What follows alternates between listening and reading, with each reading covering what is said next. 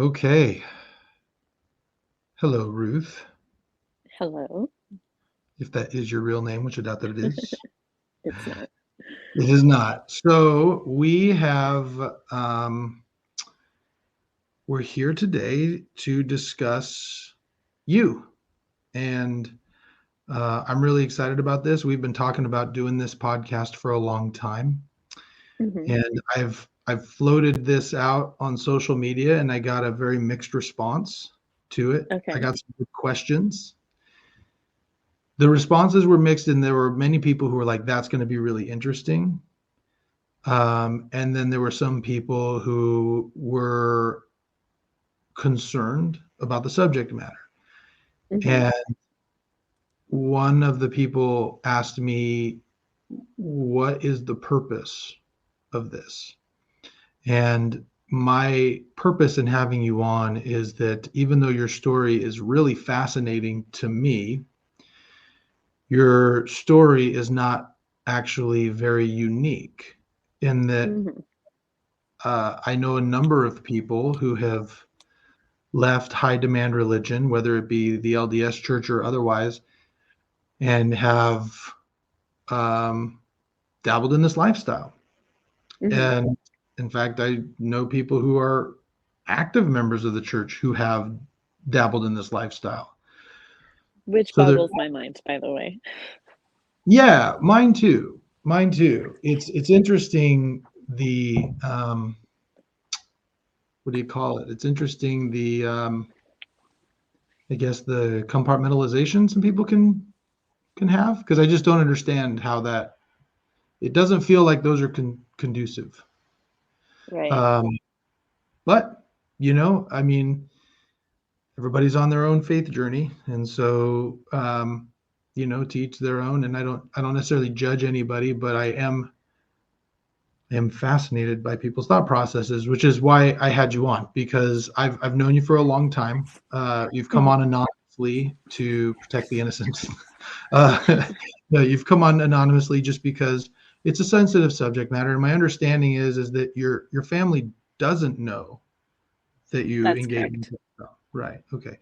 How many of your well, let me ask you first of all, how many your family makeup? What? How many kids? Parents still together? Yes, my parents, it's their first marriage. They've been married now for close to 50 years. Hmm. Okay. And then where are you in the birth order?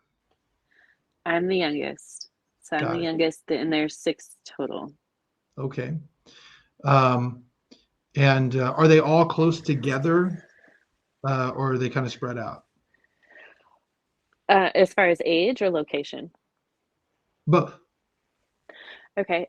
So my mom had six kids within 12 years, 11, 12 years.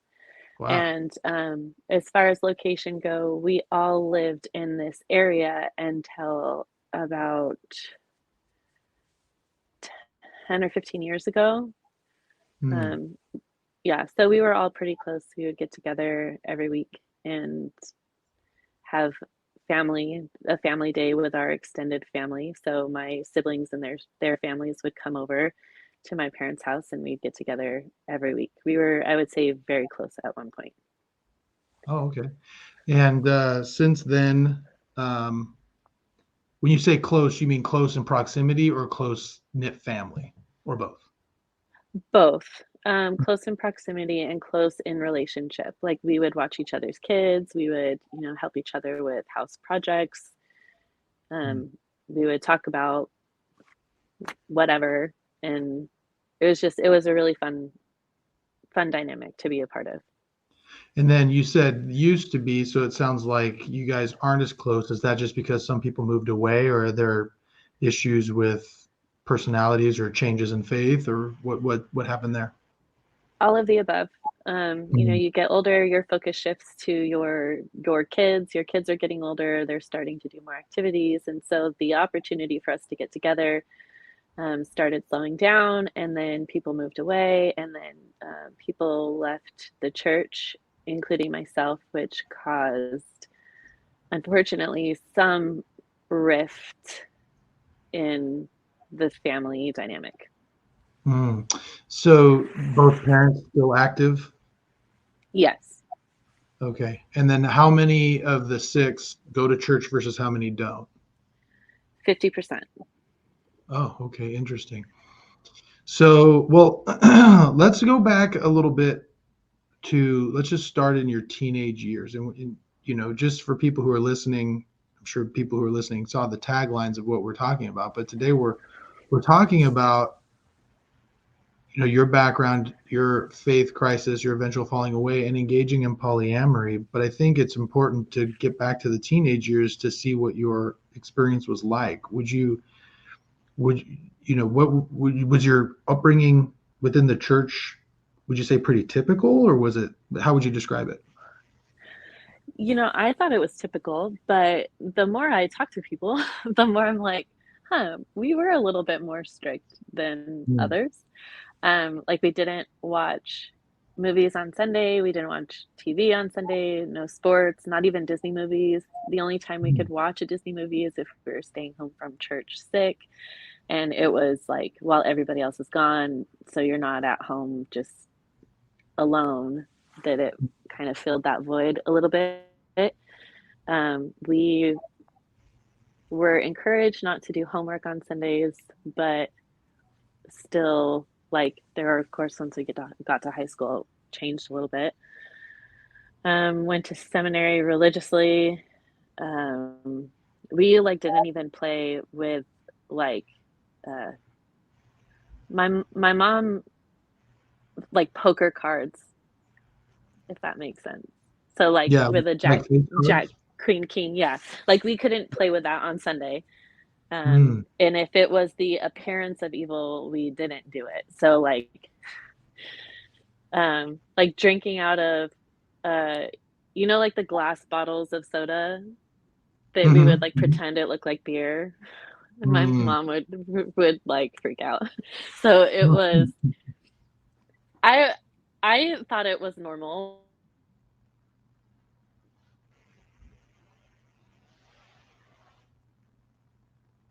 I think I lost you there. You there? Yes, I'm here. Can you hear me? Yes, I can. Okay. Yeah, I think it was just a lot more restrictive than I Mm, realized. I see. Okay. Um, so tell me about your experiences with the church as a teen. I was very active in the youth program. Got my Young Women's Hood recognition, went to girls' camp. The church was a priority in our family. Mhm. I, had some negative experiences as far as like girl catty drama. Mm, Um, but overall, I feel that it was a good experience. I am appreciative and grateful for some of the memories that I have and some of the things that the church has taught me. I wouldn't be who I am today without it. So, yeah, that's interesting.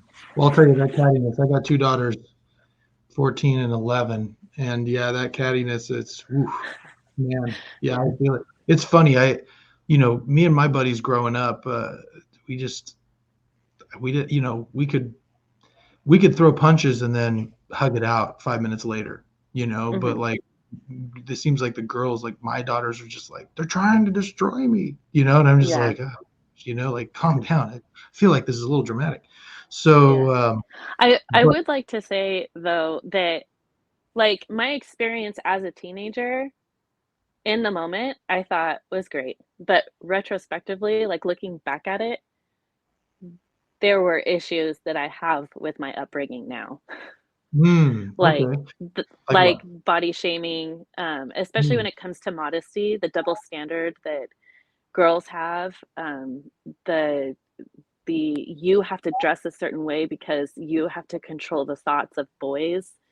You have to mm. help them make it so that they have pure thoughts. And I don't think that that's an appropriate thing to put on a child. Like no one's thoughts are someone else's responsibility. That's true. Can you remember specifically? So, let me just preface it by this: is that you're not the first person to talk about this subject that I've heard talk about it.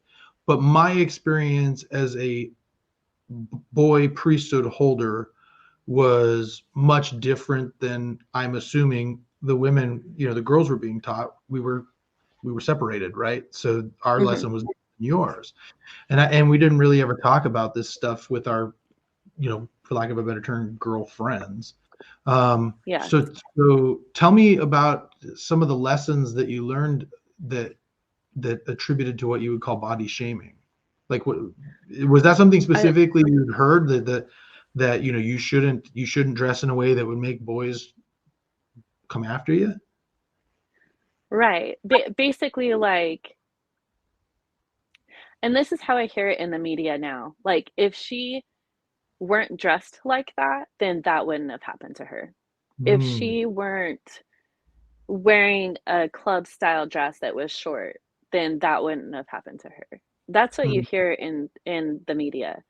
What right. you hear at church is you need to dress in a way that is um, appropriate to the young men, that we can help them maintain pure thoughts. So you don't wear shorts above your knee. You don't wear, um, you don't expose your stomach. You don't expose your shoulders. I remember sitting in church and there was the style of cap sleeves had become really popular. And that's like where your t shirt just goes just right to the edge of your shoulder. And I Mm, remember sitting in church wearing it and feeling so exposed that hmm. my shoulders were showing.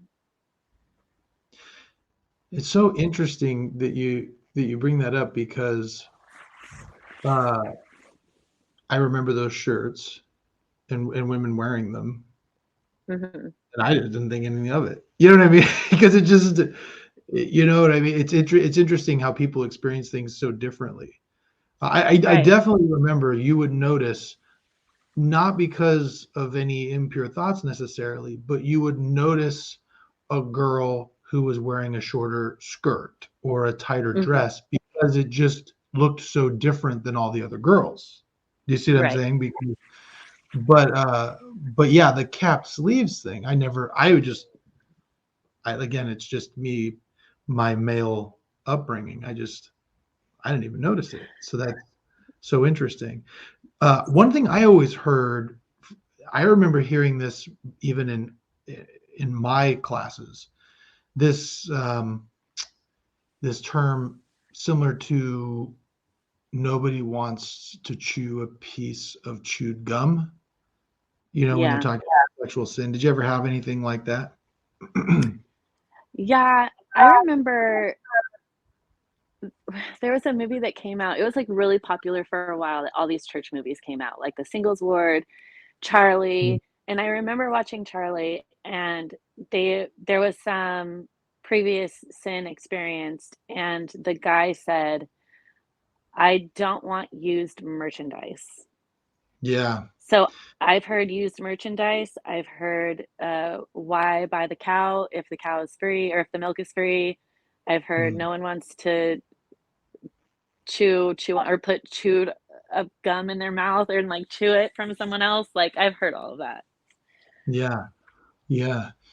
Um, so with that, you mentioned that there were some things that you learned that shaped who you were that you appreciate. What are those things?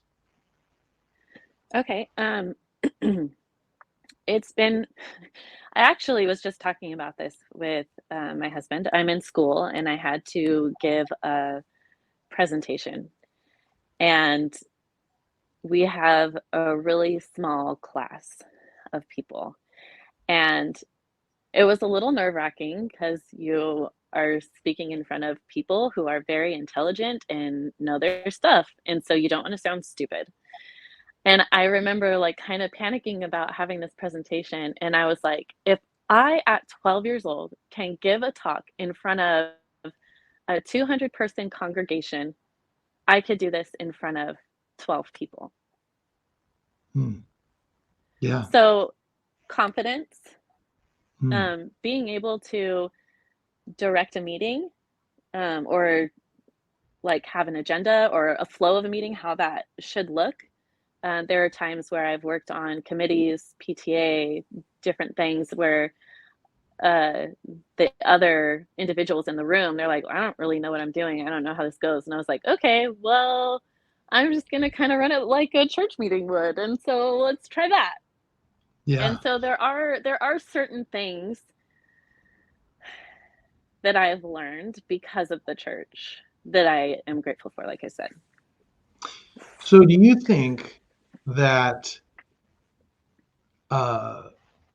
some of the doctrines of the church have been helpful to you?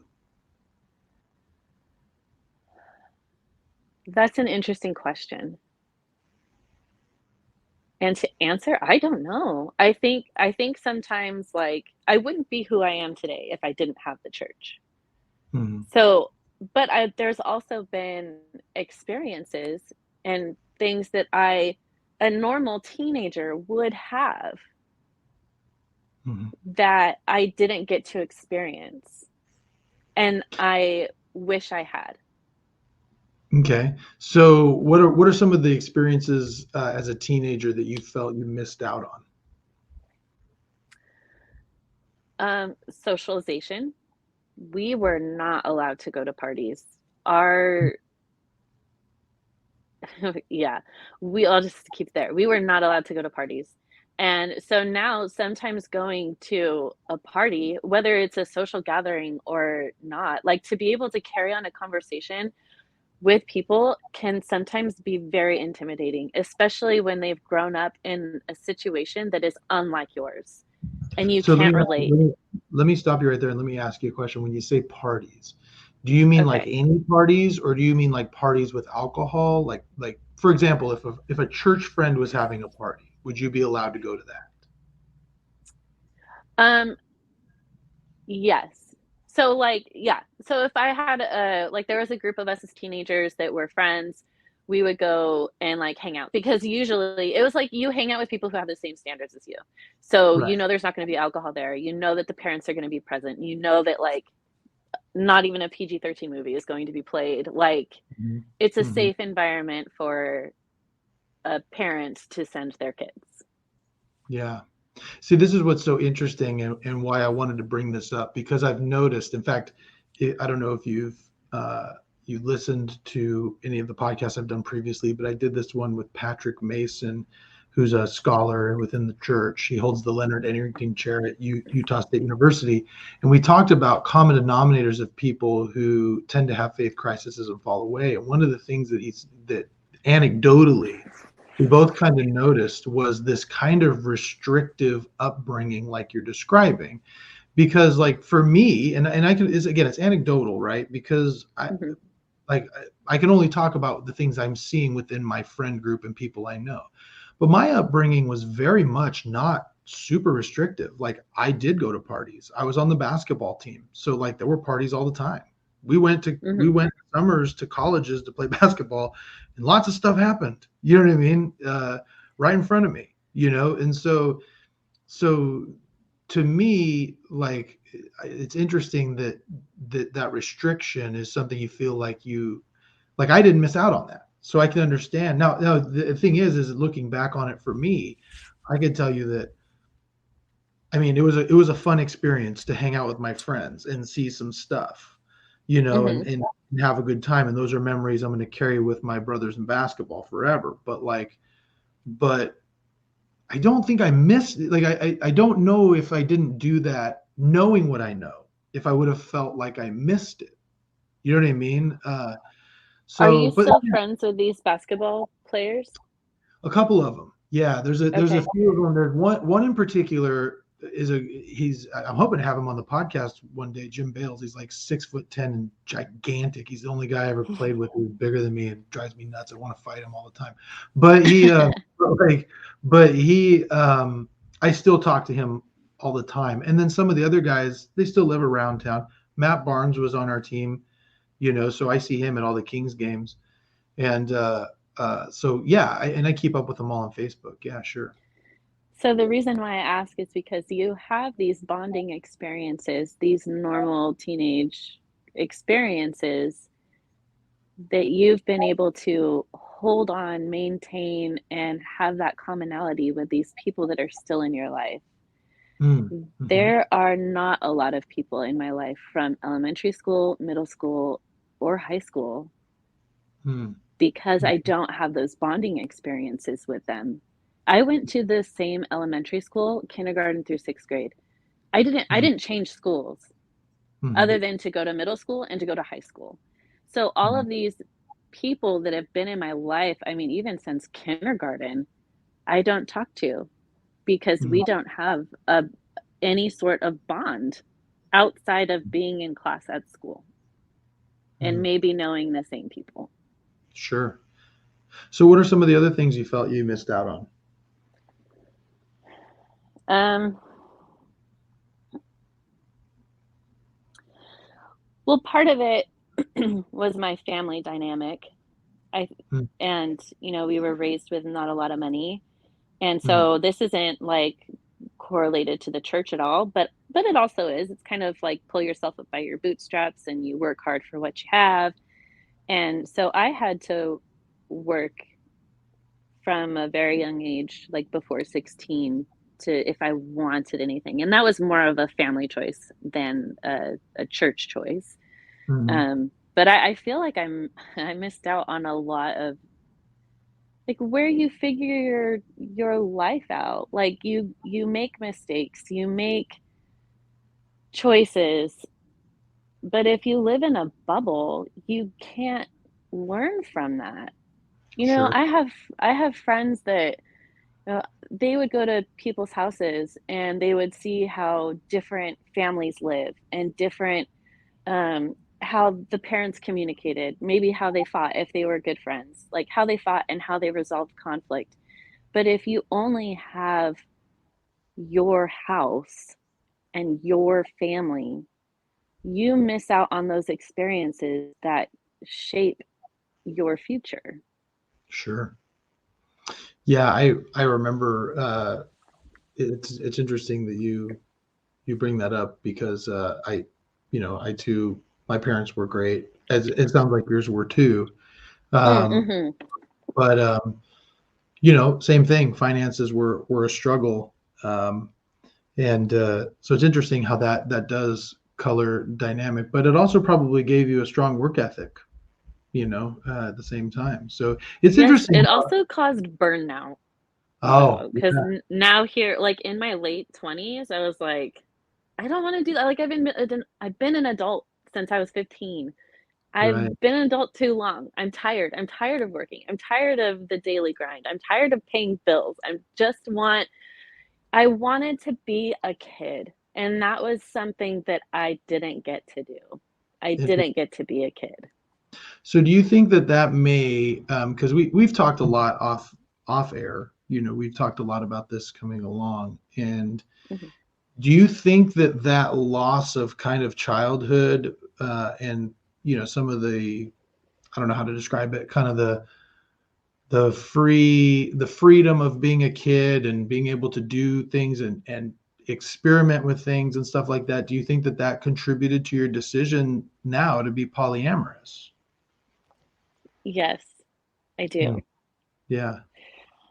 So do you want me to go into that now or do you want to save that Well, for later? Well, we'll save it for later, but that's interesting. I want to kind of go into a couple other things before we go into that because I want a little bit of Okay. a chronology.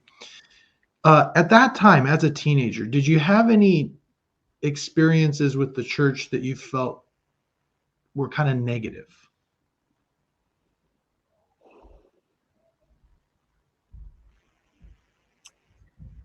Um, so it was after I graduated high school, had my first boyfriend. I had we had some sexual transgressions, is how the church labels it. Hmm. And so I had to talk to my bishop. So here I was, an 18, 19, 20-year old, talking to a man in his 50s about my sexuality Hmm. and explicitly what had occurred between us. Mm. And at the time, there were a few, I don't know if this is fair, but there were a few, that's when they started really broadcasting like the temple dedications. Mm. And so they were, you could go to the local meeting house, a church, and you can watch a dedication to a temple from like Winter Quarters, Nebraska, or whatever, Kirkland, Ohio.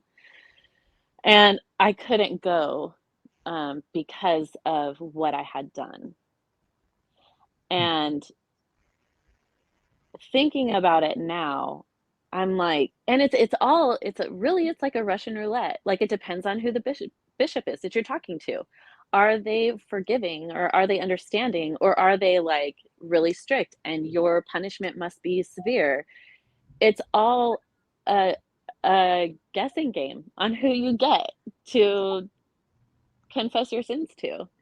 And so I couldn't go, and I was like thinking about it now. I'm like, is that did that punishment fit the crime? Mm. According to the standards of the church, yes.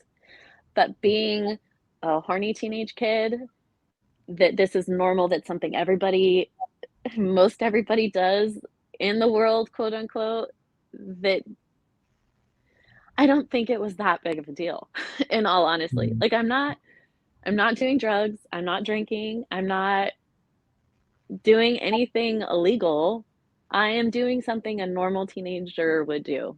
And I didn't feel that the punishment met the crime. And you were out of high school, so 18, 19 at this point? Yeah.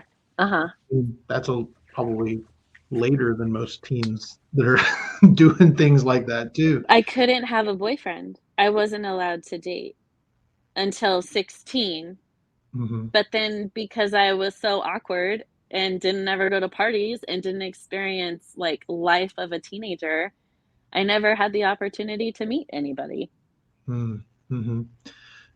So exploring that a little bit more, there's this concept, because this is something that I found very interesting and thought about quite a bit. You know, the bishop's roulette. I've heard this quite a bit, and it's really interesting, the dynamic, because you've got people who are not trained, they're not Mm-hmm. volunteers. And I would say this, like, I've had experiences with bishops, like, had a colorful life. Okay. And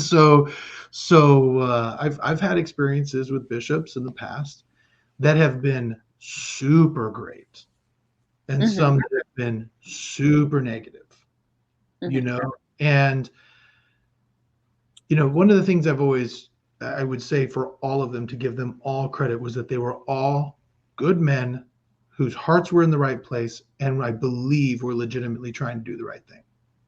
Yes, But I agree with that.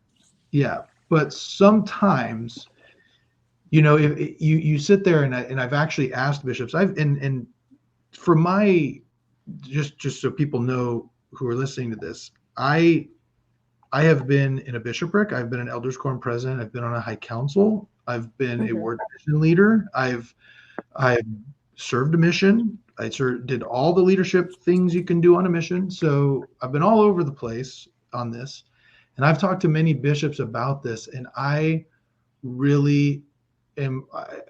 I question a lot sometimes with this, because I always ask the bishops, when I talk about this with them, I go, do you think that what you're doing is going to encourage further repentance, or is going Mm-hmm. to help is going to make them more sorry for what they're doing? I don't know if it serves that purpose.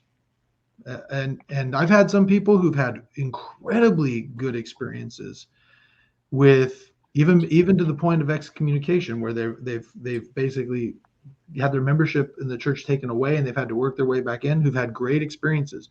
But I've had people like you who've come in, and it was a very negative experience, and it's really interesting to hear. So What do you think? Let me ask you this way. What do you think that that bishop could have done better to help you, I guess, in what he would say would be your repentance process?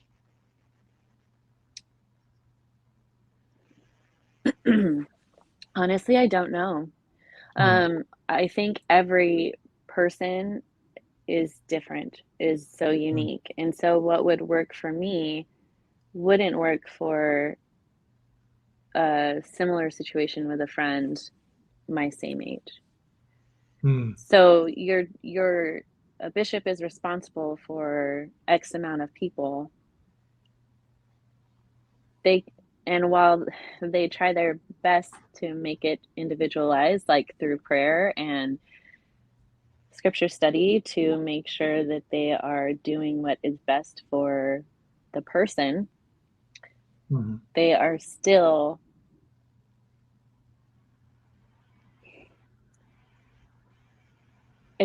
it's almost like you and I don't know if it's intentional, but it's almost like using a fear tactic to keep someone invested and interested in the church. Hmm. Hmm. Hmm. That's interesting. Yeah, I wonder. And so there's two sides, right? And this is the thing that I think is so interesting. And I don't know if this is directly related to what you were just talking about, but this is something I've thought in the past. So there, in every one of these instances, there's a place where you look at it, and you can look at it from a place of, I don't know if you call it faith or kind of a apologist or things of that nature. And then there's this place of skepticism and doubt and those things. So on the one hand, I've thought about this and I've gone, well, maybe that person just made a mistake. Maybe that's not the way they should have handled it. Maybe they're just imperfect. Well, and I go, well, then why is it that that person is my bishop, right? Like if that's, but maybe that bishop is exactly perfect for somebody else other than me that Yeah. needed it more than me. I don't know. It's interesting to think about that, but at least for you in that circumstance, that negative experience. So did that color your decisions at all later on in going to a bishop again?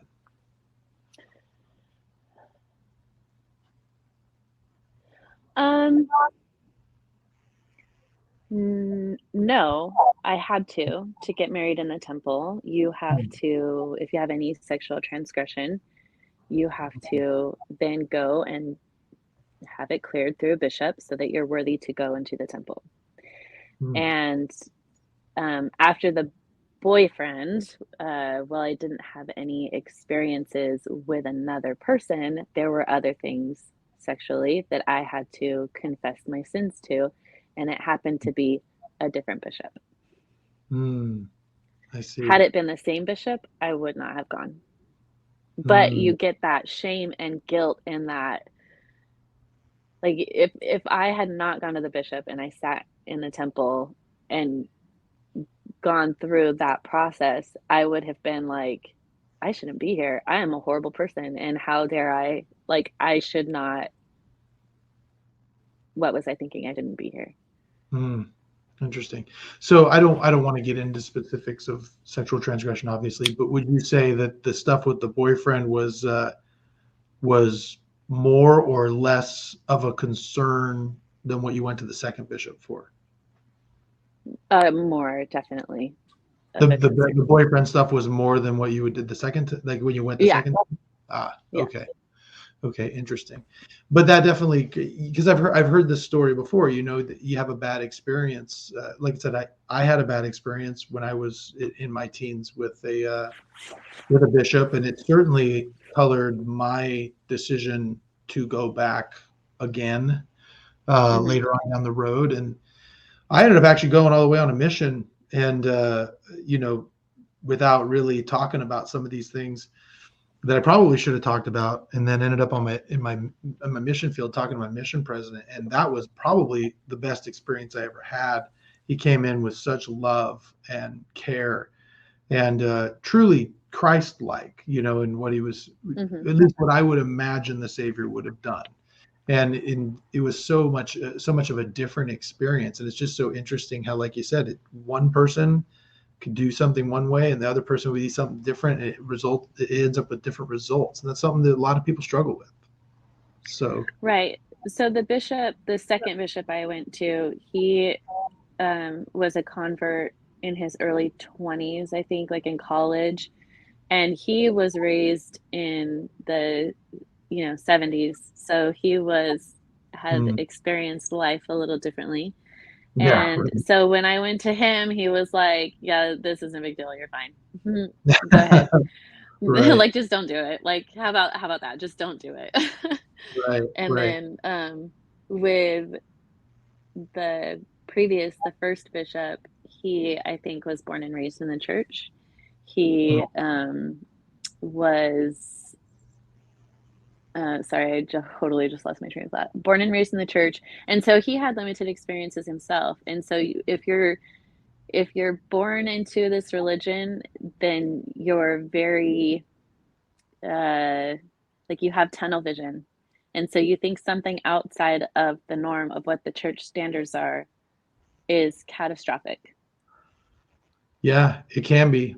It can be. It's interesting. Like I said, I mean, it's interesting to see, because I think it's more than whether you're born in the church versus not. Like, for example, there was a member of my stake presidency who had a very colorful life and got baptized in his, I think, in his mid 20s, and ended up, in our stake presidency. And boy, that guy was the most restrictive guy. I mean, like we had like he and I butted heads a lot when I was a teen. I mean, a lot.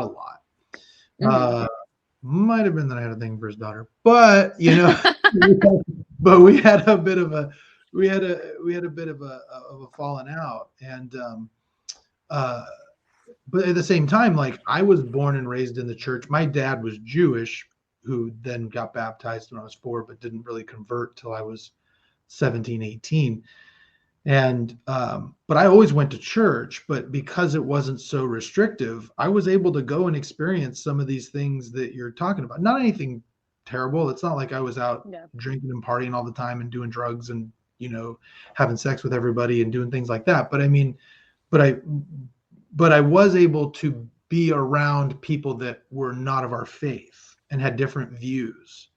Right. And And that's I a kind of, fair statement, yeah, because this yeah, is in my limited experience, that comparing the two bishops that I have had experience with in my head, someone who was a convert to the church was a little more like had real world experience versus someone who was raised in the church. But that's yeah. just my experience and And my view because of it. I also think this is something that's really interesting, just a view on church in general. Uh, and I hope that people don't take this the wrong way. Uh, they probably will. I don't know. But so I've just noticed for some reason that people who've kind of lived a little bit of life made a few mistakes, done some things that they're like, well, I'm not real proud of that. Hmm. For some reason, when they get older and they're in the church, um, they seem to be very well grounded in the church, almost like they've seen what's out there and have made the choice themselves to stay. And because of that, they're more well rooted in it. Do you know what I Hmm. mean? Um, Yeah. because I know that there was a marked time when I was going to go on my mission. There was a time where I really thought about, okay, do I want to do this or do I want to do something different? And I made the choice myself. And I think if my parents had kind of made that choice for me, which it sounds like I know a lot of missionaries when I'm on my mission were like that. Like they were just expected to go. Yeah. Um, the experience was much different. They didn't buy in as much. Hmm. Talking about that a little bit, did you feel like as you were growing up in this time, let's say in that 18, 19 college YSA range, that you had a strong testimony of the gospel? And what were the expectations that you had placed on you? Um, let's see. I would say so after I'm glad you brought this up. Mm. After I had repented to the first bishop, I like doubled down And, at the time, that was when the age for females to go on missions was 21.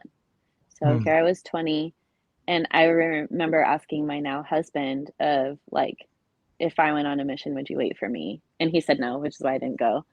But I had such a Taylor's oldest time.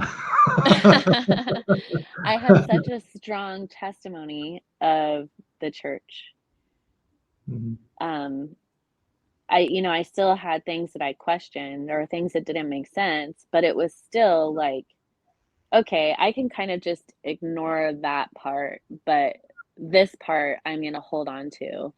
And so I would say that after that negative experience, I was like, I need to be a better person. How can I do that? I need to read my scriptures. I need to say my prayers. I need to, live my life according to the standards of the church. And so I really just dove in headstrong and had, I would say, a pretty good testimony of the gospel Interesting. in that Um, time. so you mentioned in that time that you had some questions about things. What Hmm. was there anything specific that was kind of a hang up for you at that point? Um, I remember Prop 22. Mm, yeah, I remember that. So that was around gay marriage or homosexual marriage. I'm sorry if I used the wrong terminology. Right. And so there was quite a big division um, as far as the church. Like that's when the Proclamation of the Family came out around that same time. I guess I was a little bit younger there, but anyway, there was just like I just didn't understand why people, like, if they didn't believe in this God, if they didn't believe in Mormonism, why is it such a big deal? Like, why do we have to make them follow our standards when they don't believe in it? Right. Right. Yeah. Or there were things about like um, same-sex marriage. There was like the racism of the church, talking about when people of color could not hold the priesthood, and then when it was allowed to, or when they were allowed to. Um, so it was that, and I wanted those were the two big things Hmm. for me. Mhm. And it was, Now, if God is so loving, if God loves all of his children, why can't we all have the same accessibility or like the same opportunities? hmm, mhm. Yeah. And so as you're working this through in your mind, are they, it sounds like at this time they're questions, they're not really concerns. Had you kind of voiced these concerns to any leaders or anything like that at church? Not at church. My dad was actually really good about talking, like on Sundays, about like after church we'd come home, we'd eat lunch, and he would talk about like, oh, this is what I learned in Sunday school today. Like, what are your thoughts about it? So he was really good about us having our own opinion and hearing us, but also telling us that we were wrong.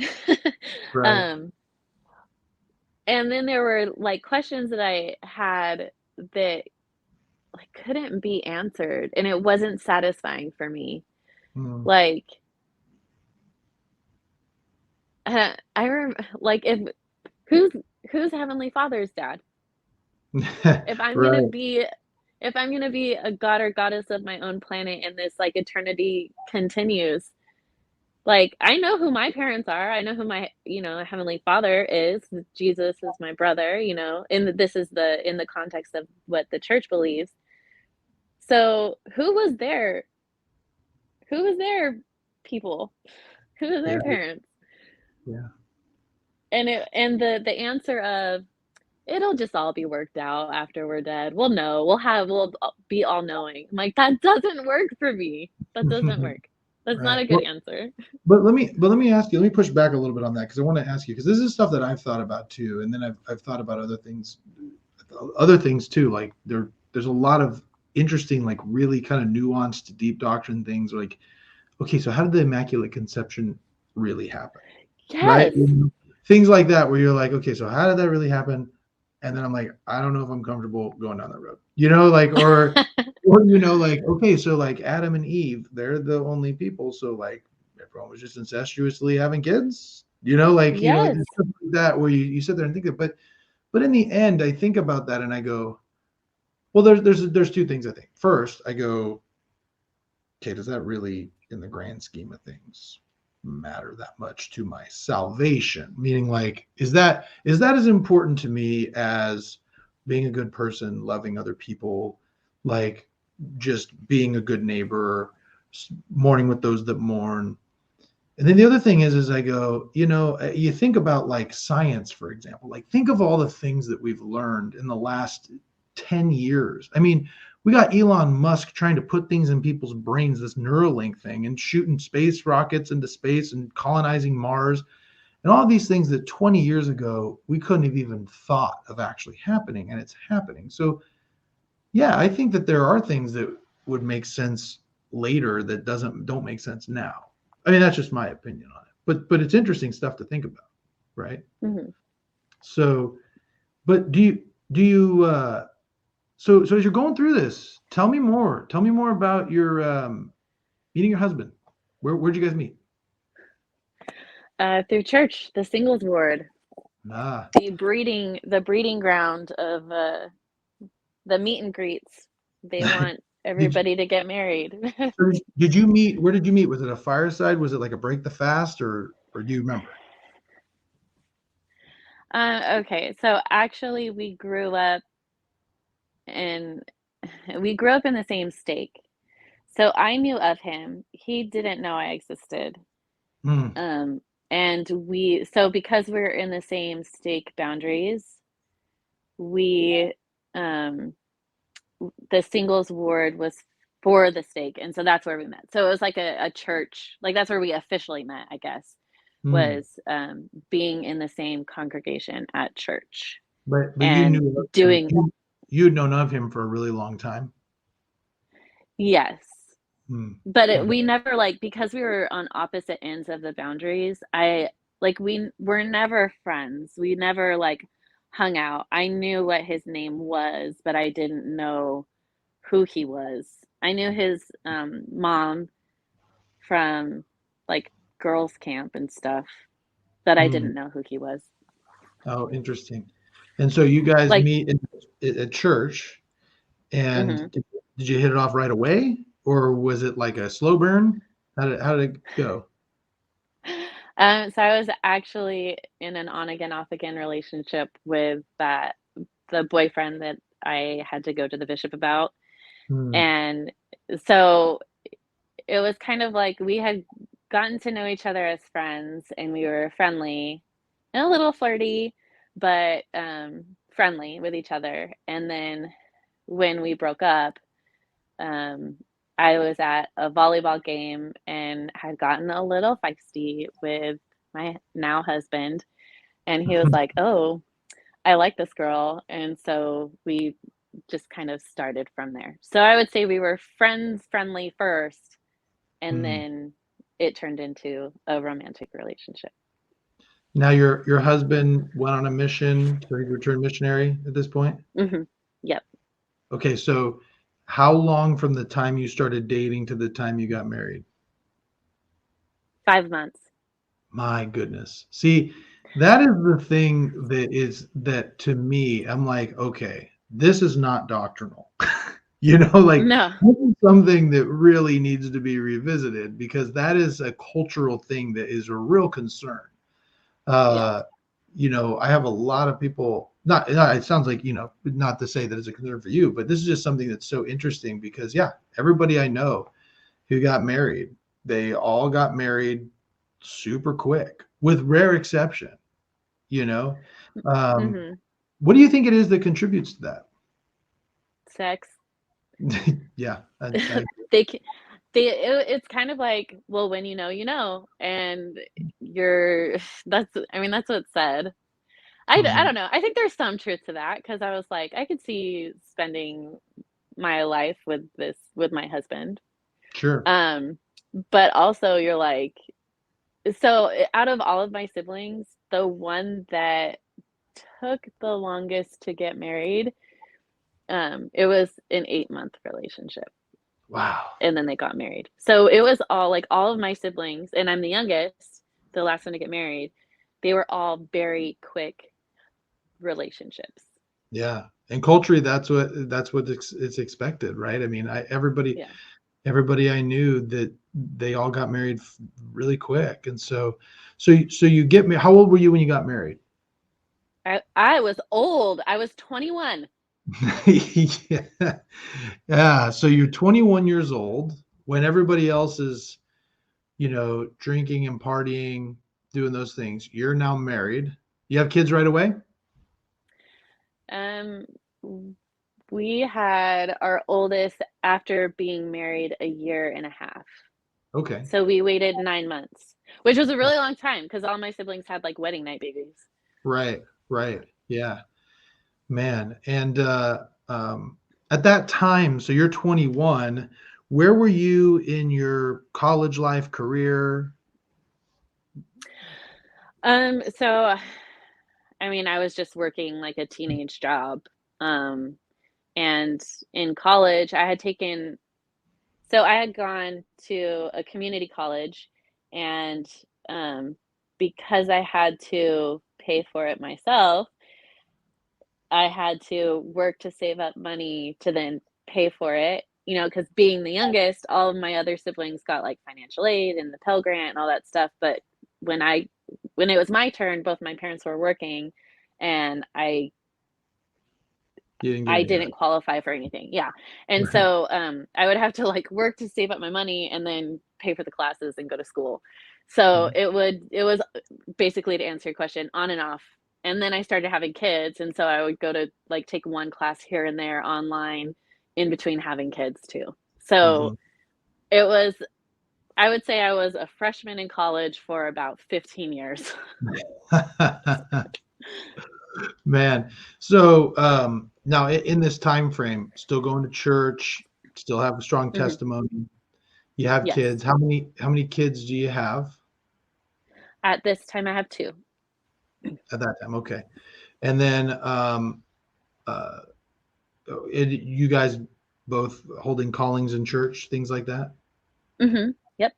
Was there any calling in particular that you enjoyed? I I like switching it up. So it's like every 2 years I'd get an itch and I'm like, "All right, I need to go to a different spot." I would Mhm. say my favorite calling was the youth camp director because Mm. it was fun to be with the youth and like, I don't know, almost be I don't know if this will sound bad, but like be a positive influence, like Mhm. that you could be Mormon and be normal and have normal thoughts. Yeah, Um, and be like a sounding board and accepting of them and their experiences, their life experiences, and also be like the fun, silly, crafty, all of the work that goes into girls' camp. sure. There's the fun side too. I mean, it's a lot of work, but it's also fun to do, all the little crafts and devotionals and I don't know, making it a fun experience for these girls. Now that's awesome. That's fun. I loved it. My favorite calling in the church has been teaching the 16 to 18-year-old Sunday school class. That was, when I got it, I was like, oh man, here we go. It's gonna be rough. Because I remember what my class was like, and I was like, oh man, someone's getting body slammed, and but I had like the best group of kids. I mean, they were just so nice. I had a great team teacher who was really great as well, and just had a great time doing that. And so, but as you're going through this, so when was it that I understand you and your husband both at different times kind of had a faith crisis, right? Right. So, I mean, there was always like questioning, like, well, this doesn't make sense. Prop 8 was a huge deal for us. Hmm. And that's when you saw like your church members who professed having the love of Christ, and that I'm trying to be like Jesus, and they're picketing on the corner like hate speech Hmm. Hmm. about people who are of the LGBTQ plus community. And so it's really started to show the hypocrisy. Sure. The Trump election and his presidency, like, not to get political, but you really saw a lot of hypocrisy in the church, and that didn't sit well with me. And I know what people are going to say, that that's the people and not the gospel. People aren't perfect. I understand that. But when it's a whole organization um, saying things that are not appropriate, Hmm. um, that's it's a problem. It's systemic, So, and it's not so going to change. okay, so let's go back a little bit on the Prop 8 stuff, because that's something that in fact, again, I've had quite a bit of I've had actually quite a bit of response. That same podcast I referenced before with Patrick Mason, we Hmm. discussed Prop 8 quite a bit, and some of the concerns that Patrick had about the manner in which the church was involved, and I had some concerns too, about it. But when you say hate speech, was there something specific that you saw, like a specific thing on a billboard or a picket rather, that you were like, wow, that was offensive? Um, oh my gosh, it's been so many years now. Hmm. I don't, I'm sorry, I can't come up with like an example, That's totally fine. I but guess what I'm trying to get at is, were you saying when you say hate speech, you mean people who are just in general supportive of yes on hate, or were you talking about you saw some things in there where you're like, I can't believe that's on a sign? I think it was, in thinking back on it, I think it was more of a, like, I cannot believe that the church is out here as a youth group picketing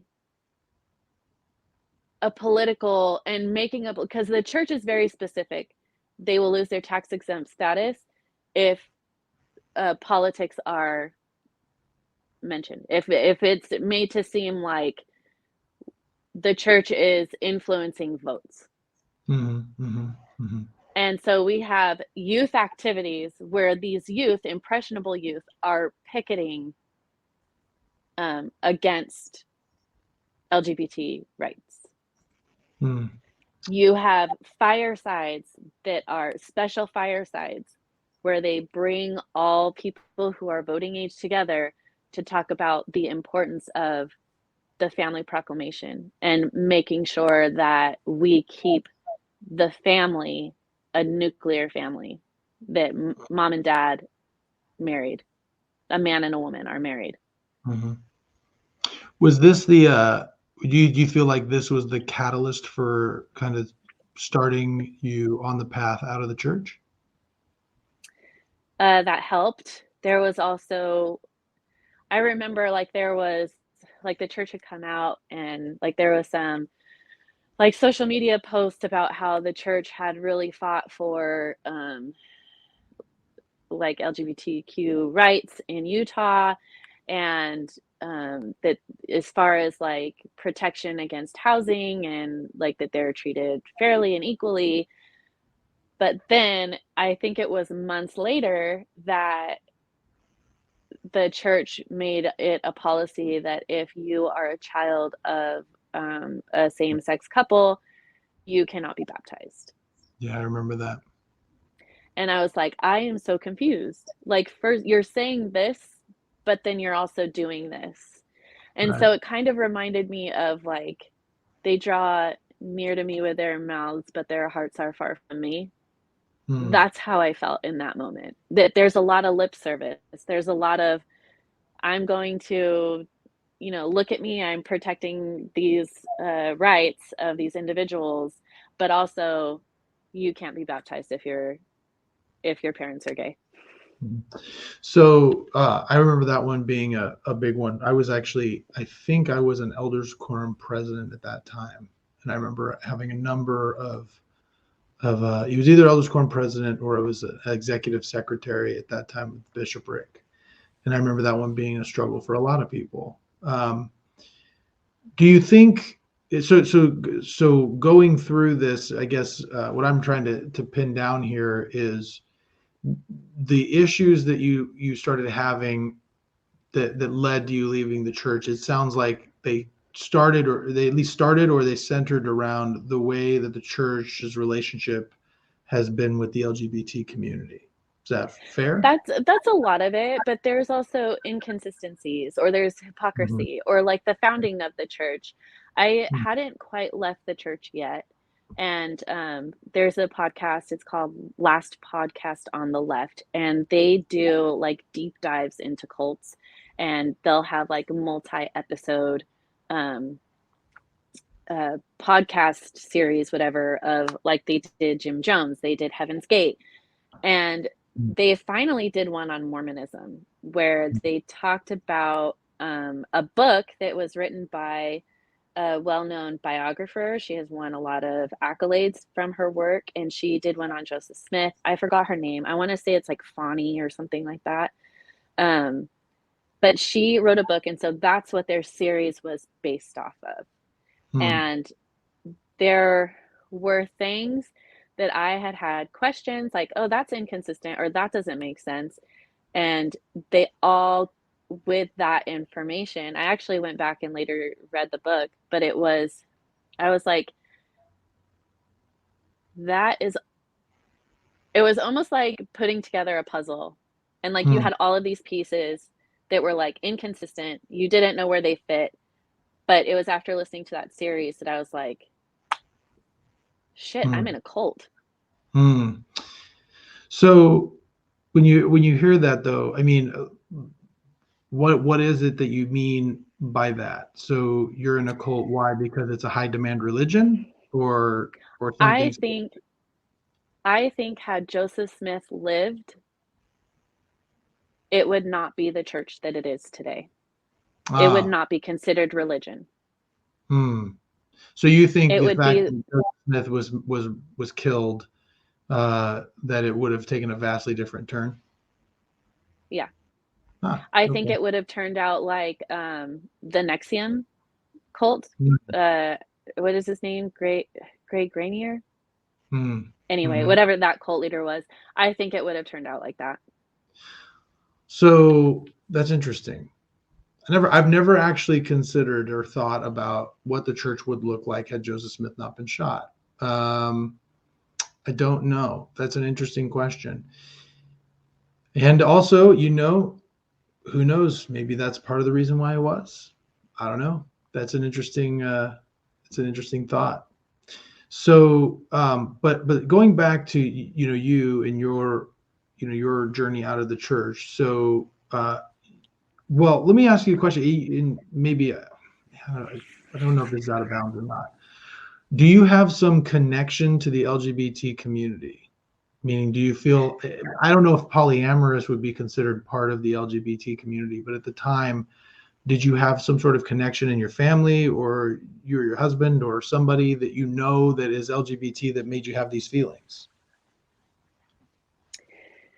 Actually, no. Hmm. I don't have any family members that are part of the community, the LGBT community. I would say that I had questioned my sexuality. I, my husband makes the joke that, had I not been a member of the church, then I would have been a lesbian. Hmm. Like that's actually part of one of the reasons why we opened up is because I wanted to be able to explore my sexuality in a way that I couldn't before. Hmm. Hmm. Interesting.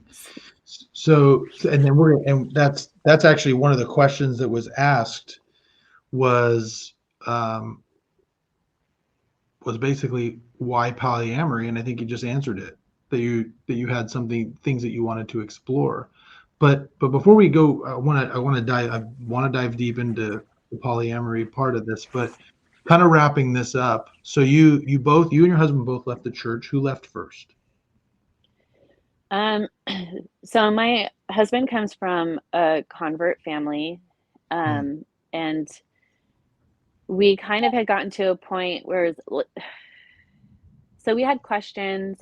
I think he had gotten to the point where he was like finding excuses not to go to church, like he couldn't do it anymore, but we couldn't like really talk about it. And he was given, he was extended a calling, and we had just purchased a home, and it was actually in that interview that I said that because I was the bill payer in the house, that I had not been paying tithing.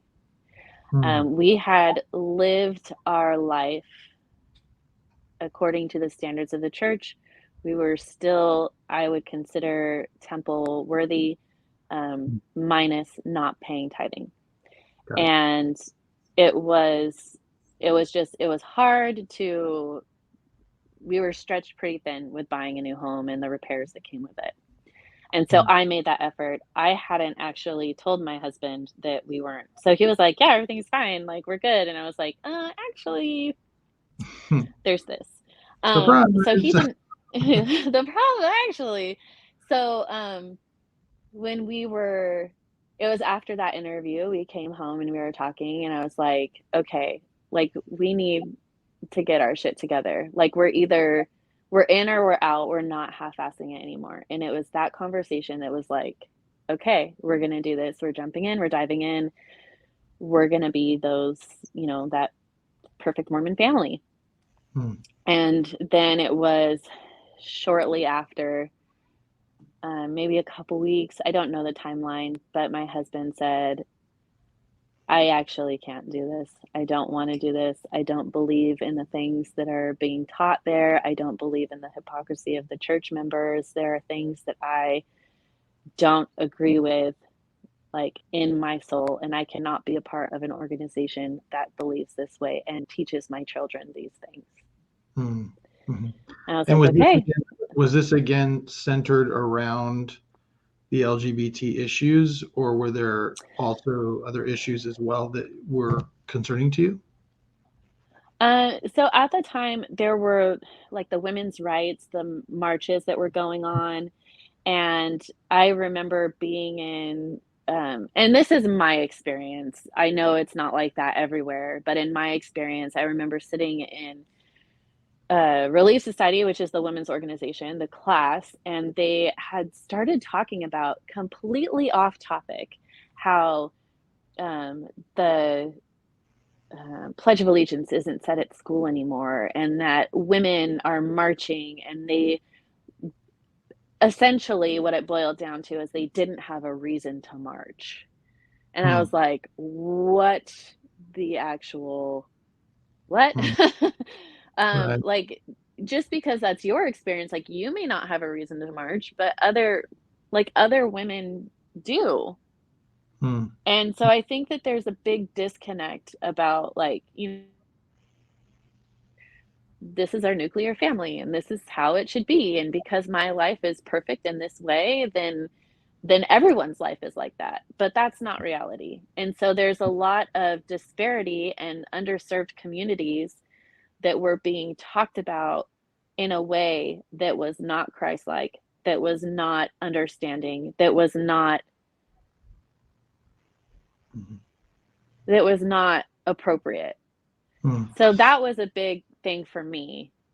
Do you think though, and this is just, you hear often, like you even referenced it yourself, oh, the church is perfect, the people aren't. I actually don't believe that. And the reason I don't believe that is because this quote unquote perfect church is being ran by imperfect people. So there's gonna be things that slip through, imperfections that are gonna slip through. So maybe the gospel, like the gospel of Jesus Christ, is perfect, but certainly the church has room to grow and has. I mean, like these LGBT issues, although I still think there's a lot of room to go, there has been quite a bit of change in the way that the church has handled them. I still don't think it's anywhere near where it needs to be. But you know, it's gotten better. I mean, just recently, they pushed, you know, they pushed the act. I can't remember what it was called. It was a marriage act that was passed federally, or that they're trying to push federally, that would protect the rights of same-gender marriage, but at the same time also protect religious freedoms. And the church is backing it, which I know a lot of members were very surprised, including myself. So it was a pretty interesting situation how that's changed. But do you think that, like, sounds like what you're saying is that there's a lot of cultural things that really led as well? Like, let me just do a framework here. I feel like there's usually, when I talk to people, there's three different things. There's doctrine, there's policy, and then there's culture. And people sometimes have a concern with one, or they have a concern with multiple. Sounds like you had some concerns with, I guess, doctrinal concerns, particularly surrounding the LGBT community, some things that have happened in church history, and then culture issues. Is that fair? Yeah. Yeah. Okay. And so you ultimately, your husband said, I can't do this anymore, and left. Did you go at that time, or did you keep trying yourself? How did that go? I kept trying. I was like, no, like we go to church. That's what we do. That's how I was taught. We go to church. And Mm-hmm. so I would take the kids by myself, and I went for like a good, I don't know, year, maybe less, by Mm-hmm. myself. We had 3 kids at the time. The youngest, so nursery age, when a kid could go to nursery, is 18 months. He was younger than that. And Mm-hmm. so I remember having to, he was wiggly and wanting to run and play. And so I would have to walk the halls. And so my husband was at home.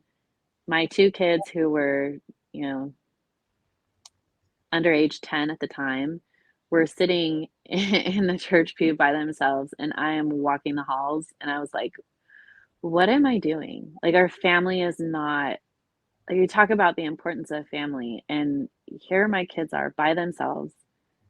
Mm-hmm. Do I believe in this? Mm-hmm. No. So what am I doing? And there was also another experience where, so my daughter had gotten, we were going to a thrift store. She had an undershirt on that was like a thicker tank top, Mm-hmm. like a ribbed tank, what we would call a wife beater, quote unquote. And she had a shirt on it. On top of that, she spilled something on her shirt, and it was, bad. And we took it off right away so it didn't soak through. But we're like, okay, we're going into the store. And she's like, oh my goodness, I can't go into this store because I'm wearing a tank top. I'm not dressed modestly. My shoulders are showing. And I was like, nope, no, that is not going to be my daughter's life. I don't want the body shaming. I don't want the insecurity. I don't want what I have to work through with a therapist to be her experience too. Mm-hmm. Can't do it.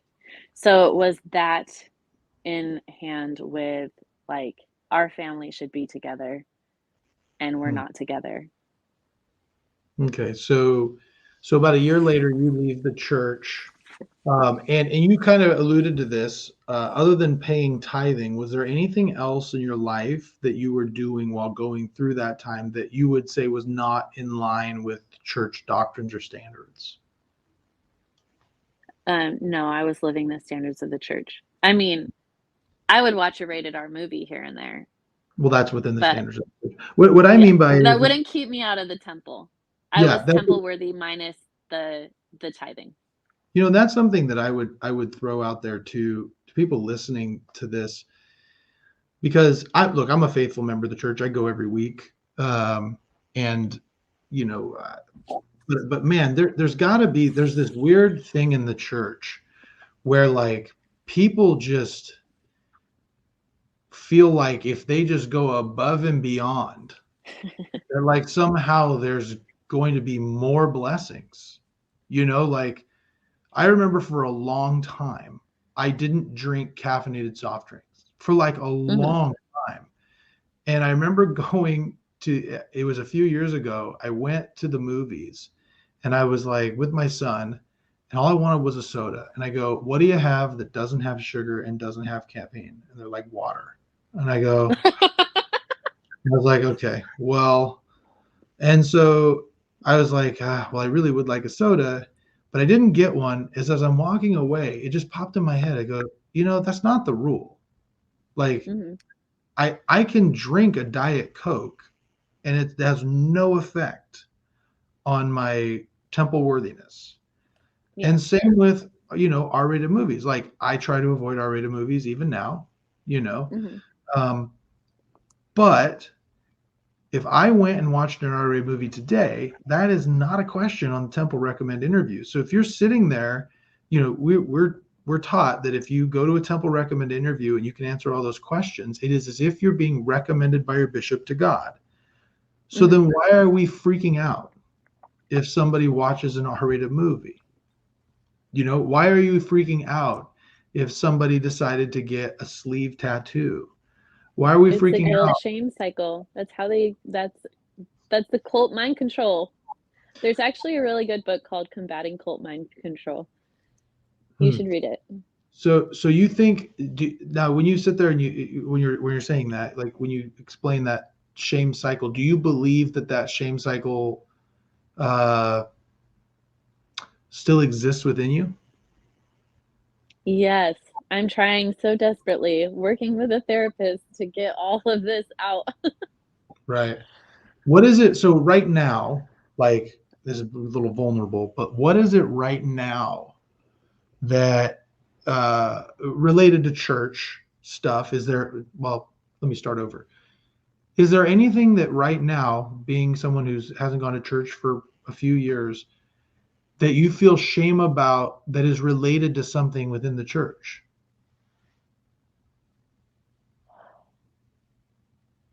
Like something that I'm doing right now that's related that brings me shame from the church? Not necessarily something you're doing, but I mean, like, do you feel No. shame because you're not going to church? Do you feel like you're not living the value system that you grew up with and that's giving you Yeah. problems? Or is there Yeah. something specific that you're like, ugh, I know I shouldn't be doing this, but I am? It actually took a long time for me to like the first time I didn't go to church on Sunday, like I made that conscious decision of like I'm not sick, there's no reason why I can't go. I'm not going because I don't believe. It took a long time for me to get over the guilt of not going. Hmm. Hmm. And we've talked about this, in private conversations. Even though we left the church, we were still living the standards of the church. We weren't drinking, we weren't smoking, we weren't doing any sort of drugs, we weren't in a polyamorous relationship. We were still living the standards of the church. Now, you know what a member who's listening to this is going to say. So I want to hear your response. As a member of the church is listening to this is probably thinking, well, that's not a shame cycle. That's the spirit telling you you're living wrong. What would you say to that? You would have to believe that the spirit exists. Hmm. And you no longer believe that. No. Okay. So this is not a situation of you just don't believe in the Church of Jesus Christ of Latter-day Saints as the only true and living church on the earth. You're agnostic, atheist, whatever you want to call it. I would say agnostic because you don't know. I Hmm. don't know. I don't know. I have had experiences where I have felt that there was a higher power, a divinity that I won't deny. Hmm. But but was it a divine intervention or was it my own thoughts? I don't Hmm. know. So that's a question I'm going to ask you because so what do you? I'm assuming here because we haven't really talked about this, but I'm assuming that along the way you have had what is described as a spiritual experience. Maybe bore your testimony, felt what the church calls the spirit, maybe cried. I Mhm. don't know. What do you attribute that to now?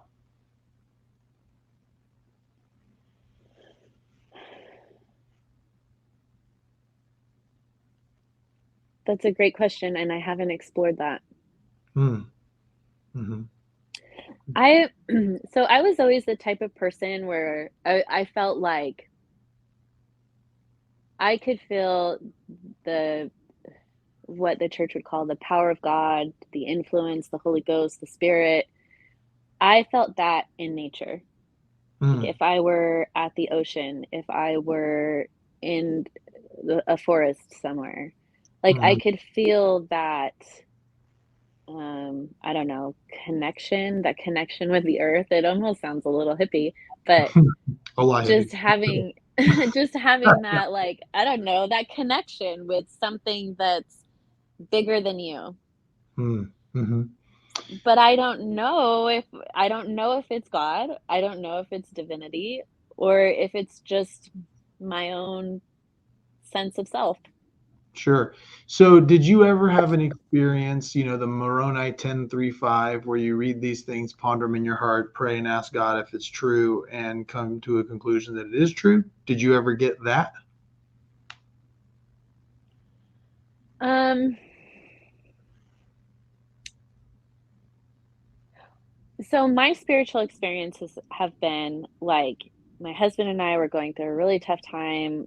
I think it was involving school, if I don't remember, like him getting into a, a master's program.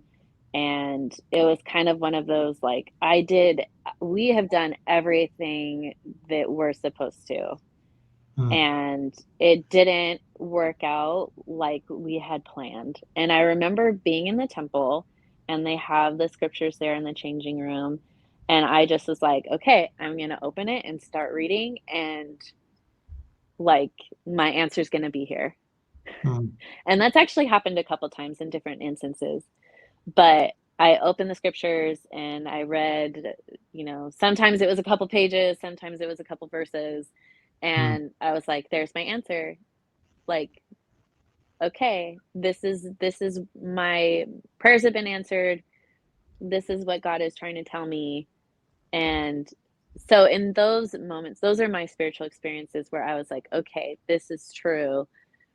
The scriptures are true. God is talking to me through the words of the prophets, that mhm. kind of stuff. So now looking back, now that you're agnostic, same question. What do you attribute that to? So those are the spiritual experiences or quote unquote spiritual experiences that I cannot deny. I know that I have felt them. Mm, Where they come from, and which is your question, is it's kind of like I don't know, like a self-fulfilling prophecy. Like, yeah, if you're reading 2 pages, 3 pages, 10 pages, 5 chapters of the Book of Mormon, you're gonna come across your answer eventually. mm, mhm.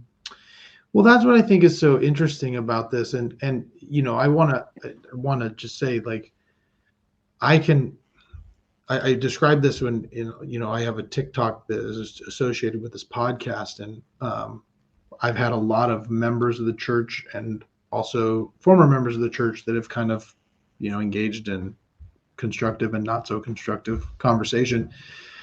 And that was one of the things that I think I said is that this all comes down to this stuff could either we don't truly know, right? Like we either all of these things come down to whether you believe it or whether you don't, right? Mhm.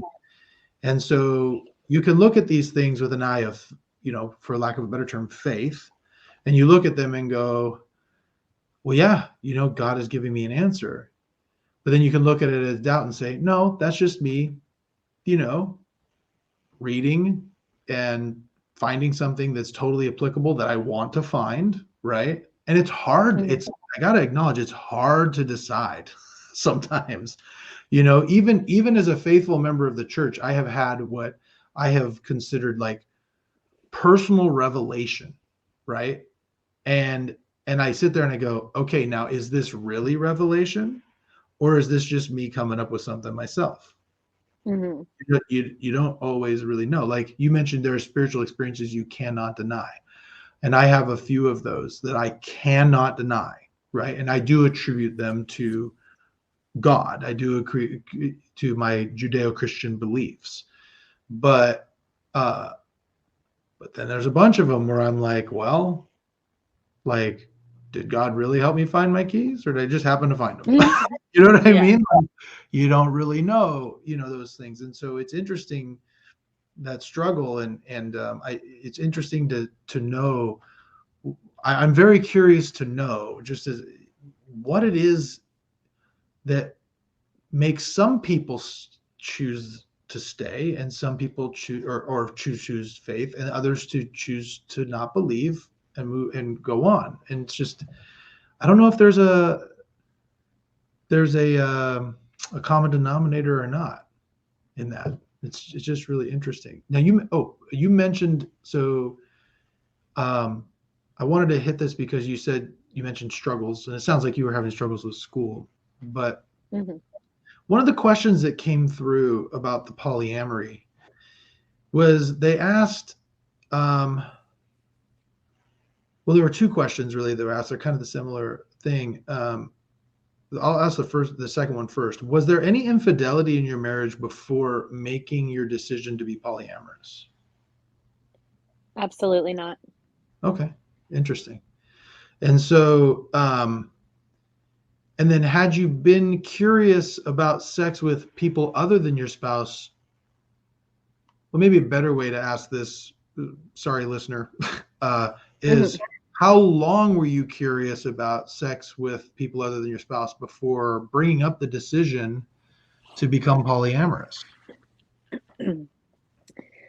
So actually, our intention for opening up was not to be in a polyamorous relationship, but to have a, um, I guess the term would be more like swingers, but Hmm. kind of in between swingers and in between polyamory. Like we wanted to create like deep, meaningful friendships with sex positive individuals that we could safely explore our sexuality in what felt to us a good way. Hmm. Um, so So real quick before we you go were, on, let me ask you a quick question. When you say sex positive people, what do you mean by that? so we often say like, I'm not going to yuck someone's yum. Sex is different to everybody, what people like, and is different for everybody. And there were experiences that we hadn't had that we wanted.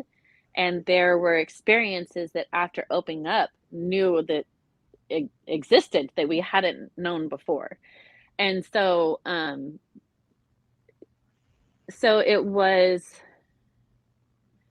we didn't want to be judged for our lack of inexperience. We wanted to create an environment where like things weren't taboo, and that it could be, you could be open about yourself, who you were, where you came from, where you come from, what experiences you have had, what experiences that you want, without judgment. Hmm. Okay. And And that, oh, go ahead. I was going to say, and that has been one of the things that I have loved most about this experience is I feel accepted on so many levels, like not just sexually, but who I am as a person to my core. I feel accepted and seen, and that is a wonderful feeling to have.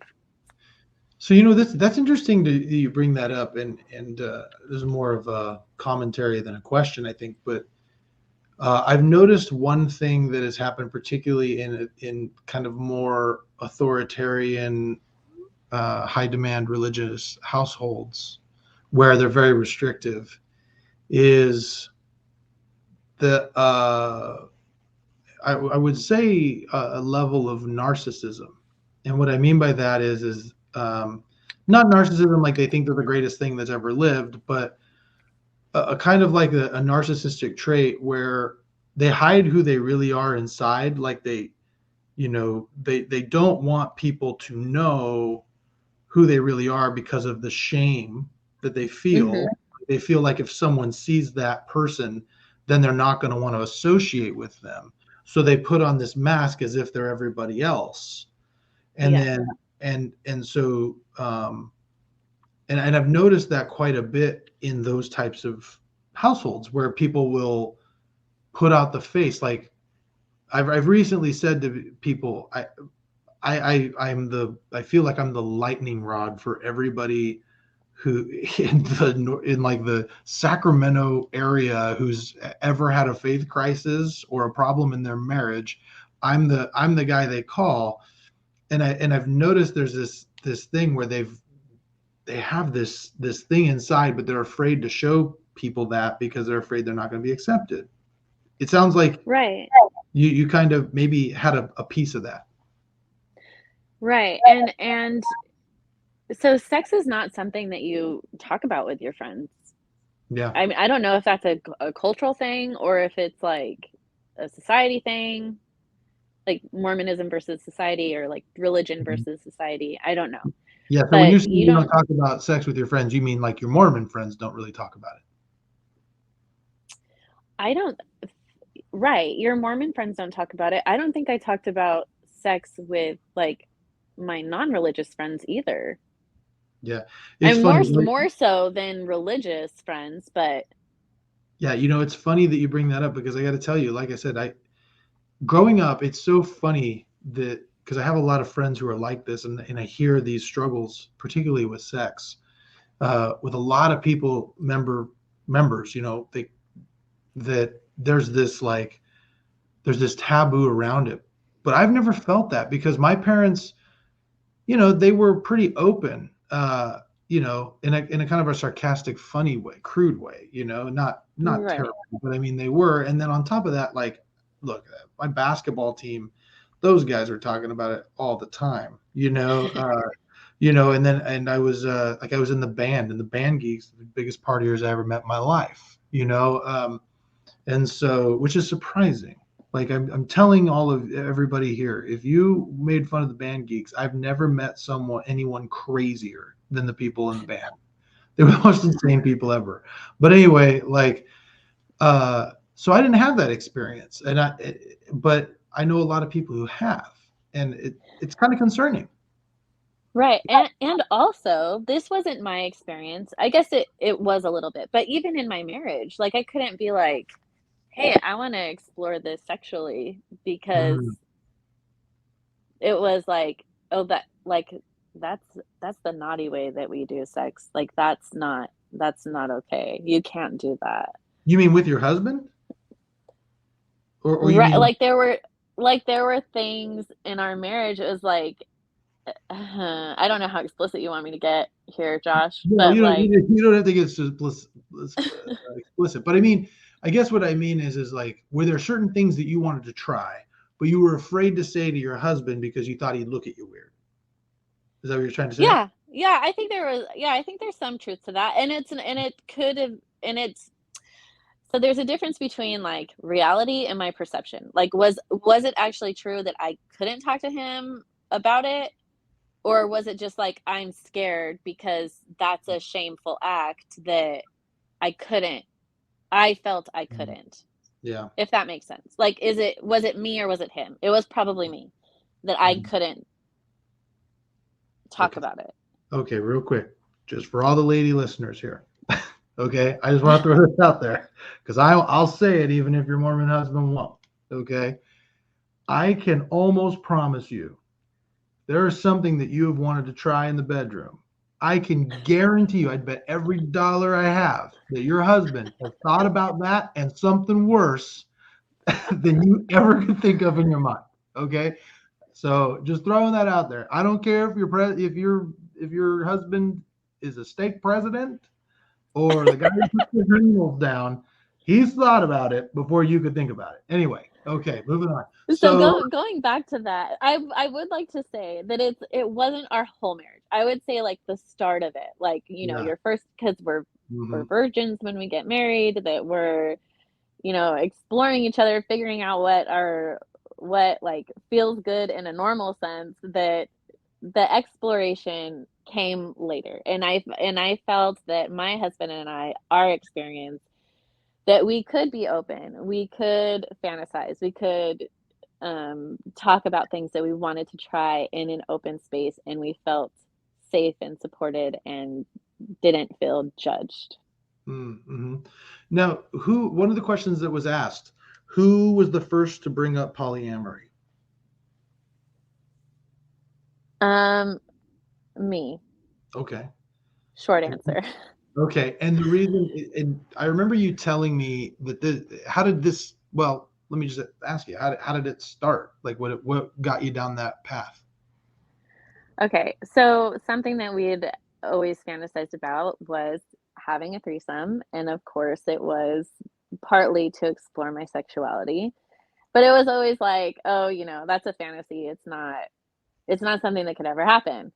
Mm-hmm. So, my husband in his education, he had to take, like, a human sexuality class, and in that course, he had to read The Ethical Slut, Mm. and so he read it and he was like, "Oh, this book is really interesting." I mean, at this time, we were still very active, but it wasn't anything, it's just like, "Oh, this is an interesting read, cool for someone else." But whatever. I just want to throw this in. And I just want to throw this out there to you. He brought it up. oh, no, wait. No, this No, is he years. didn't. He No, no, no, didn't no, bring no, it. no, no. He didn't bring it No, up, no, no, no, but no. he brought it up. I don't agree with that. Oh, honey, I'm really reading this interesting book. You really got to read it. Anyway, sorry, that's a joke. Anyway, go ahead. Sorry. Okay. So he read it when he was in his undergrad. Um, and then so this we're talking a good decade later. Um, I was looking for a book to read, and I don't know why. I think because it was something that I had always an interest in. Mm-hmm. Um, like I tell my husband that I would live in a commune. Um, but I started reading it, and I was like, "This is really good information about communication Mm-hmm. and communication between partners." And in this instance, it was multiple partners in a polyamorous relationship. And so, I had been reading it, and then which I have to say, really increased our sex life because pretty hot. Mm-hmm. Not in, like, a graphic way, but it's just the idea of it, it was You hot. mean Anyway. the idea of fantasizing about being polyamorous? Yes. So, like, the Okay. subject matter, they're talking about polyamorous relationships, not, like, in a graphic way, it's not like reading a romance novel, it's just like, this is a polyamorous relationship. Mm-hmm. And so we were watching or we were, listening to that book, I was listening to that book, and I came home one day and I was like, "What do you think about this? Mm. What like, is Was that he something that hesitant? you're interested?" Was he hesitant at all, or was he like, "Yes, please"? I mean, like, what what was he? What was he thinking? I think he was surprised, as was I, that the words came out of my mouth, and he Right. was just like, "Uh, I yeah." Yeah. Okay. So it was I wouldn't say there's a little more to the story. I wouldn't say that there was an initial hesitation, and so it was we found some apps that were more for the polyamorous or, like, married people who are dating in an open relationship, those apps, um, Mm-hmm. and So let me ask you a question about that. So the process of deciding this, right? Like there had to have been, I would assume there had to have been a lot of talks about how this was going to work, right? I mean, opening up a marriage, it sounds like it could get incredibly complicated. right. So when we opened up, it was like, this is something that we want to do to enhance our relationship. We don't want it to take away from our relationship.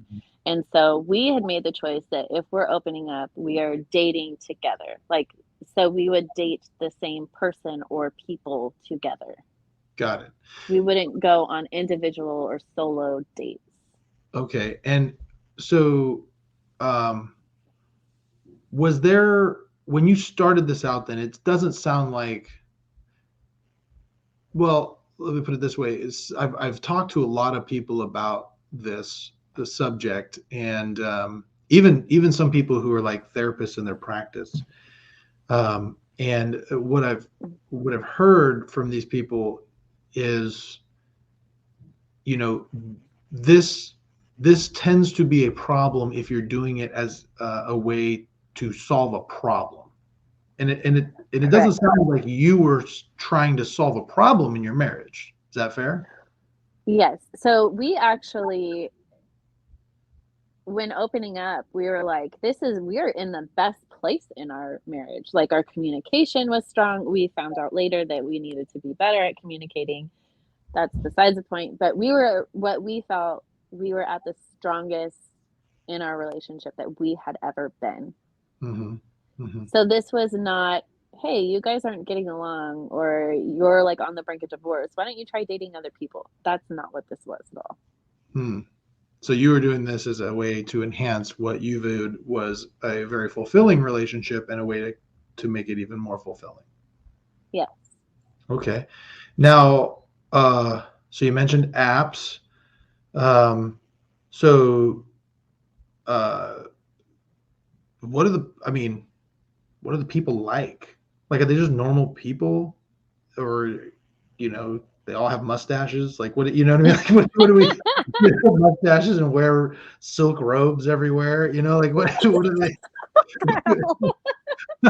what are the people like? I mean, are they good? So I got to tell a story. Okay, this is a story. Uh, Somebody, it might have been you. Someone asked me, I think it was you, one time asked me if there was a group in my ward, and you were curious. I think it was you, curious if I was in it. And I remember thinking, I was like, I don't know what offends me more, that you think I would be involved in a group like that, or that if that group is there, I haven't been invited to it. I was like, what is going on here? I feel like I'm an attractive enough man in my ward to have been invited to such a thing. I feel like I'm at least top 50%. So, like, what are the people like in your group? Like, are they older, younger, 30s, 40s? Are they different groups?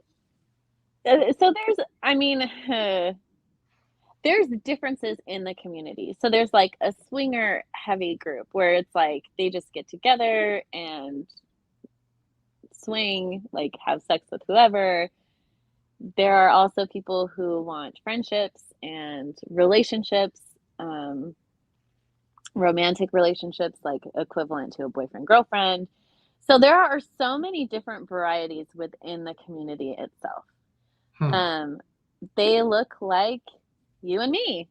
Hmm. You do have the older, more mature ages, so like 50s, 60s. I would say a lot of them are probably in their late 20s, um, 30s, and early 40s. And then you do get an occasional like 19, 20-year old, Hmm.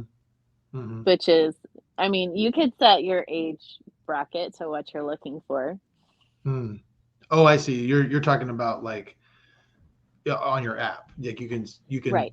sit what you're looking for, and it would kind of sift Uh-huh. through your filter through. Okay. And Right. you Yeah. and you so one of the questions that I was going to ask you was, like, I mean, I assume there's got to be rules, right? Like, in part of your communication, like, okay, so what are we okay with and what are we not, right? Hmm. Um, are the rules generally the same within this group? Like, well, let me put it this way: are there different groups? It sounds like there's like swingers, polyamorous, people are looking for this, people looking for that. Are there certain groups, and then the rules tend to be the same within the groups, or is it like really, really uh, couple specific? Um, I think with anything, there's variation. I feel like with this community, consent culture is very big. Mm, okay. Um, And and you, what do you mean by consent culture? so like asking permission before you do anything. Like like like So this is, like verbal consent. yes, Okay. yeah. So I mean, even as far as like, can I kiss you?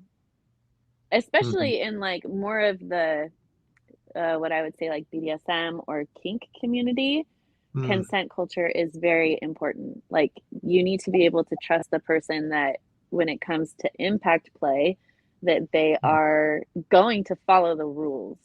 And mhm, that is, this is my threshold. If I say no, stop. Like no means no. mhm, mhm. So that was also another thing that I really liked about that people about the community is that people were very um that no meant no, Yeah. and So you it mentioned wasn't pushed. it wasn't put, yeah, the kink community, sorry to interrupt you. I just thought you mentioned a kink community. Is a kink community different than what than a polyamorous community? Yeah. I mean, Oh, you could be polyamorous and kinky, but you could be kinky without being polyamorous. got it. Got it. And you could be polyamorous without being kinky. If that makes sense. It's Like just if that's it's not your thing. yeah, it's just funny to me because like forgive me because this is just my vanilla Mormon mind, I suppose. But I'm just like sitting here and I'm going like, well, polyamory does sound kinky. You know what I mean? Like a little bit because it's not but these are different communities. And so Right. Well, and yeah. there's different levels of kink as well. Like there's BDSM light. So we're talking like